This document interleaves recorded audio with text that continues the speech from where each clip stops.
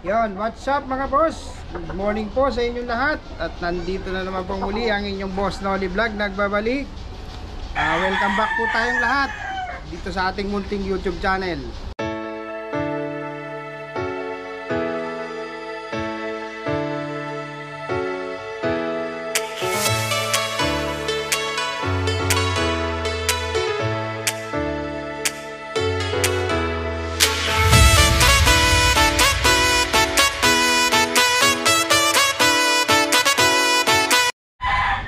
Ayun, isang mapagpalang araw na naman pong muli sa inyong lahat mga boss.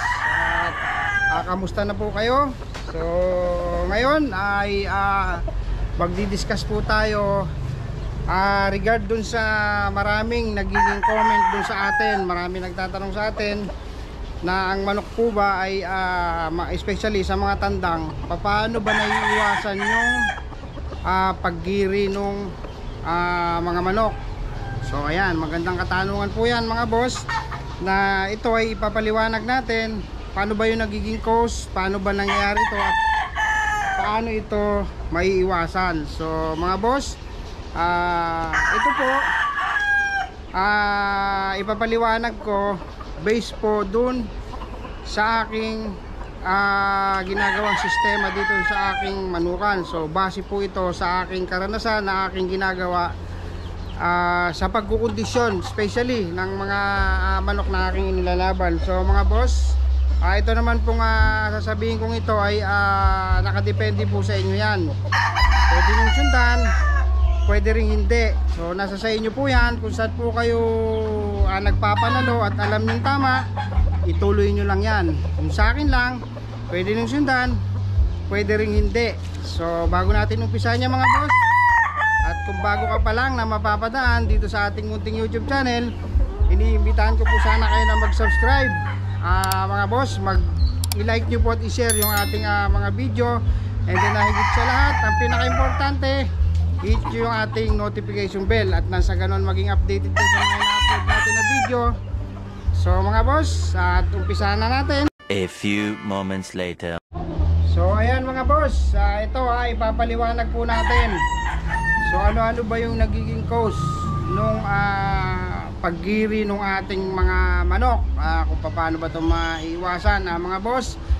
Disclaimer lang po at inuulit ko, ito pong ating isi-share na to ay nakabase po ito doon sa aking sariling pamamaraan, at ito po ay base rin sa aking karanasan. So yan naman ay nagawa natin dahil syempre marami tayong natutunan dahil ako ay isang RA Superfly graduate kay Master Attorney Ryan Abrenica. Shoutout sa iyo attorney. So isa po ako sa estudyante niya na nakagraduate online. Yan mga boss. So far yung mga itinuro niya about sa pag-aalaga ng manok, and then especially dun sa pagkukondisyon, para sa akin consistent, dahil sinubukan ko po yan mga boss, sinubukan ko po, and then effective naman. So paano nga ba nangyayari, and then paano mawawala yung ganitong bisyo ng ating mga manok? Ang paggiri po mga boss ng isang manok ay nagiging habit. Yan, nagiging habit ng isang manok. So at the same time, bakit po ba ito nangyayari sa kanila? So ganito mga boss, simpleng paliwanag lang po. Ang paggiri po kasi ng mga manok natin, mga stags natin, kapag po ang area nyo, ito mga boss, dito po yan nakukuha. Kapag po ang area nyo ay masikip, especially dun sa cording, dun sa pinagtatalian. So ito mga boss, sabi ko nga, ang ganitong klase nagiging habit ng mga stags natin kapag po ang inyong pinagtatalian ay maigsi, malapit. Ibig sabihin halos wala pang 1 meter or 1 meter ang kanilang pagitan. So kung mapapansin nyo mga boss, doon sa mga malalaking farm, almost 5 feet. Yan, 4 to 5 feet yung kanilang distansya sa bawat kanilang talian. So yun, kaya nangyari ang mga manok nila ay aggressive. So naisip nila minsan, ito mga boss, ang instinct kasi ng mga manok boss, mga boss, kapag malayo yung kanilang distansya, once na kapag ka nakakita sila ng manok na mas malapit sa kanila, mag-iiba yung kanilang instinct. So ang instinct niyan ay pumalo. Unlike dun sa masyadong malapit, so magiging habit nila yung kahit na malapit na sila sa isa't isa, so ang gagawin ng manok nyo ay nakatayo lang. Ayan, nakatayo lang sila, hindi nila pinapansin. Which is pagdating sa laban, so dun yung nangyayari, nauunahan sila, bumigire at hindi nakakapalo. So nagiging sanhi ng ating pagkatalo at hindi sila nakakasugat. So paano ba natin maiiwasan yan mga boss? So simpleng paraan lang at syempre common sense na rin. So ganito lang mga boss, kapag po kayo nag-i-spar, pagka po kayo nag-i-spar ng mga manok, ugaliin nyo bago nyo sila bitawan, ugaliin nyo silang isampi. Yan, isampi, yung ibe-break nyo sila, hayaan nyo silang magpaluan sa ere at nang magkasakitan.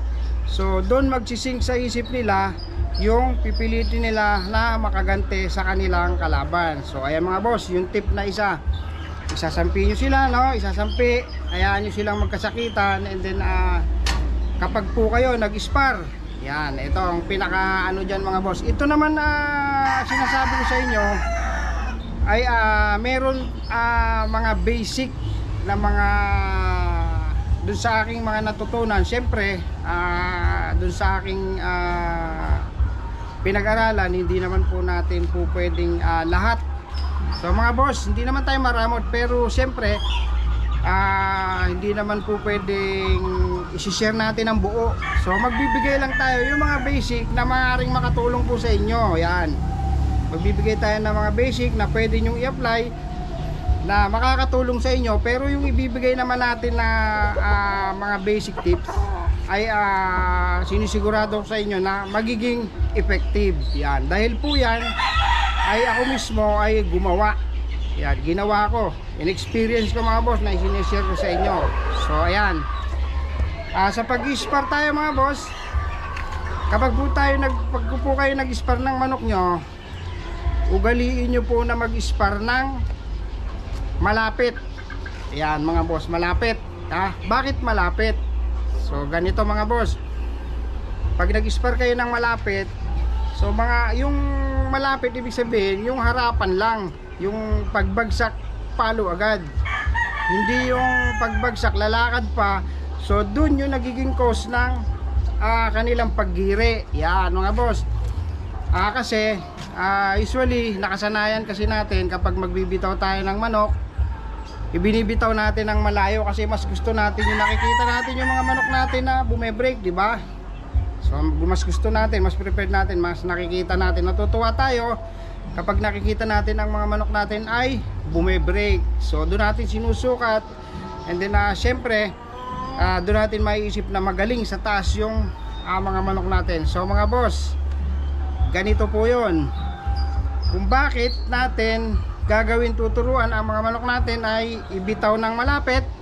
So ito mga boss, ibibitaw natin ng malapit para na sa ganon, kapag po sila ibinitaw ng malapitan, mas mabilis sila matututong pumalo at makapagpatama ng mas mabilis. Unlike sa pagka binitaw nyo sila ng malayo, so nandun yung mangyayari, maggigirian sila. So yun yung nagiging cause kadalasan na natatalo tayo na hindi tayo nakakasugat. So ugaliin nyo kapag magbibitaw kayo, yung malapit lang, yung tutok lang, yung tutok, para pagbaba nyo sa lupa, antimano, salpok agad. Pero dapat hindi nyo sila patatagalin ng paluan. Mga isang break lang, pag nagkatamaan, awat na. So ganun lang po, para na sa ganun matanggal dun sa kanilang isipan, mawala yung habit nila na nag-aantay pa bago pumalo, tumutuka-tuka sa lupa. So mas maganda yung malapit na ibibitaw natin para na sa ganon papalo agad. Doon naiiwasan yung paggiri ng inyong mga manok. Yan. Yan mga boss, binigay kong tip sa inyo. Gaya nga na sinasabi ko, ay base po ito dun sa sarili kong pamamaraan at karanasan. So yun lang mga boss, naway nakapagbigay na naman ako ng simpleng tip para sa mga nagtatanong at nagko-comment sa atin. So dito na natin tatapusin ang ating munting vlog. Sa mga boss po natin dyan na mapapadaan dito sa ating munting YouTube channel, iniimbitahan ko po sana kayo na mag-subscribe, mag-like po kayo at mag-share, and din yung ating notification bell nang sa ganon maging updated kayo sa mga ina-upload natin na video mga boss.